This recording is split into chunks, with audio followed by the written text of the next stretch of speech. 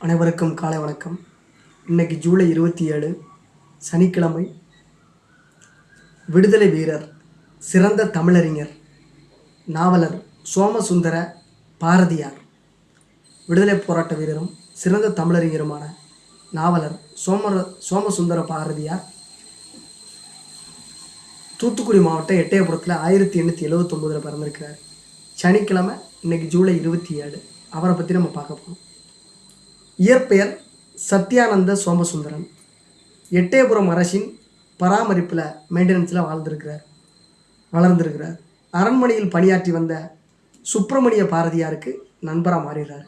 ரெண்டு பேருமே பிராமண பயல்களாக இருப்பாங்க. அது இன வெறுப்பு அப்படின்ற மாதிரி இருக்கும். பிராமண பயல்க அப்படின்னா ஒரு இதில் பேசுகிறோம், மற்றபடி இது இன வெறுப்பு அல்ல. இரண்டு பேருமே பிராமண இனத்தை சார்ந்தவர்களாக இருக்கிறார்கள் அப்படின்னு சொல்லி நம்ம திருத்தி கூறிக்கிறோம்.